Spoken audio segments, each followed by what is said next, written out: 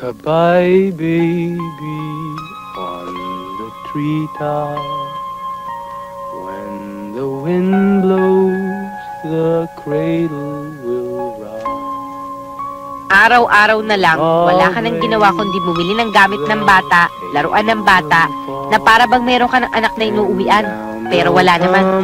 Samantalang ako, hindi mo man lang maisipang ibili ng kahit kapirasong candy man lang. Ganyan ka naman lagi eh. Parang wala na akong halaga sa'yo. Anong wala? Ito, surprise!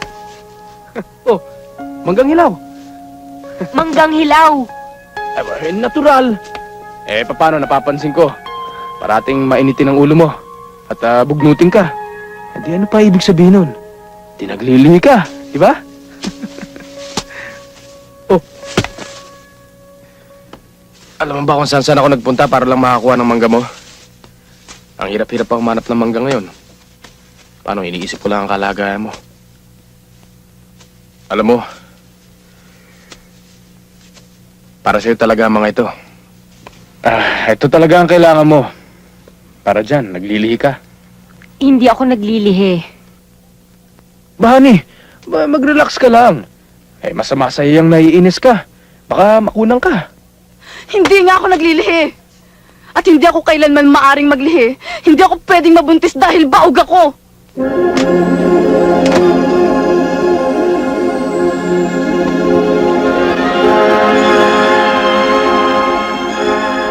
I'm sorry, Teddy.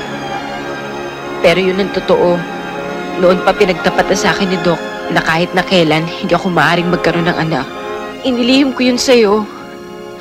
Dahil natakot ako na baka magbagong pagtingin mo sa akin.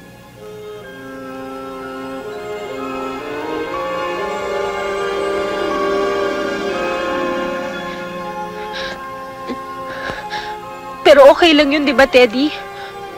Okay lang yun. Okay lang na hindi tayo kakaroon ng anak.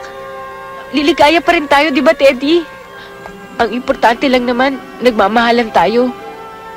Di ba, Teddy?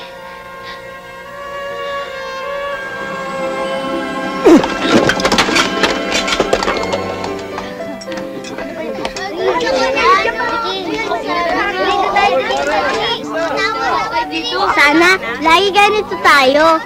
Para lagi tayong masaya. Ano ba ito? Party? Hindi, this is a family reunion. Anong family reunion? Ang family reunion ay yung lahat ba ng mga anak na lola at lola natin at mga apo ay nagsasama-sama.